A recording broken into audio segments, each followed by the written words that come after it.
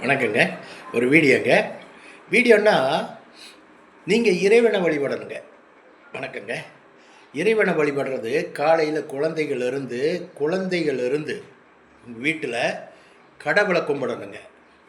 கடவுளை கும்பிடணுன்னா நீங்கள் வீட்டில் எப்பயுமே ஒரு கற்பூரம் பொருத்தியோ ஒரு ஊதுபத்தி பொருத்தி வச்சோ வீட்டில் வழிபடணுங்க. காலையில் எந்திரிச்சு கம்பல்சரியாக குளிக்கணுங்க.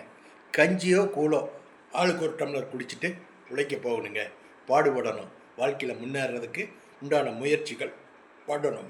இறைவனை கும்பிடணுங்க. கெட்ட வார்த்தையெல்லாம் வீட்டில் பேசவே கூடாது. கெட்ட வார்த்தையெல்லாம் நீங்கள் சாயங்கால நேரம் கெட்ட வார்த்தைகள்லாம் பேசும்போது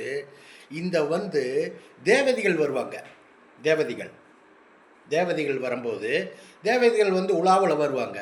உங்கள் வீட்டில் கெட்ட வார்த்தை பேசும்போது அப்படியே ஆகட்டும் அப்படின்ட்டு போயிடுவாங்க.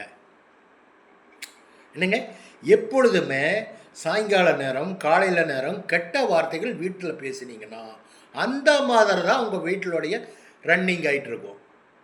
ஆசீர்வாதம் தேவதைகள் வரும்போது அப்படி ஆகட்டும் அப்படின்னு நீங்கள் என்ன வாய் திறந்து பேசுகிறீங்களோ அதே மாதிரி ஆகட்டும் அப்படின்ட்டு போயிடுவாங்க.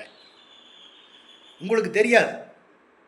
என்னங்க, கெட்ட வார்த்தைகள் வீட்டுக்குள்ளே பேசக்கூடாதுங்க. வெளியே பேசக்கூடாது. நல்லதே பேசணும், நல்லதே பண்ணணும். என்னங்க, தானம் தர்மம் நிறைய பண்ணணும். இப்போ நீங்கள் ஒரு டீ குடிக்கிறீங்க. ஒரு டீ குடிக்கும்போது டீ வாங்கி கையில் வச்சுருக்கும்போது ஒருத்தர் ஐயா டீ வாங்கி கொடுங்க அப்படின்னு நீங்கள் அவருக்கு டீ வாங்கி கொடுக்கறதுக்கு வசதி வாய்ப்பு கிடையாது. உங்கள்கிட்ட காசு இல்லை. அந்த ஒரு டீக்கு தான் காசு இருக்குது. நீங்கள் என்ன பண்ணணும் தெரியுங்களா? அந்த ஒரு டீயில் என்னங்க இன்னொரு டம்ளர் வாங்கி பாதியை டிவைட் பண்ணி அவருக்கு கொடுக்கணுங்க. கொடுக்கும்போது இறைவன் எங்கே இருக்காரு தெரியுங்களா? அவர் முகத்தை பாருங்க, இறைவன் இருக்கார். பாதி டீ கொடுத்தீங்கல்ல, அந்த டீ குடிக்கும்போது அவருடைய முகத்தை பாருங்க, இறைவன் அங்கே இருக்கார். தானம் தர்மம் தாங்க நம்ம கூட வர்றது. தானம் தர்மம் தான் நம்மளுக்கு ஹெல்ப் பண்ணுறது. எல்லாமே தர்மம் தான் நம்ம கூட நிற்கிறது.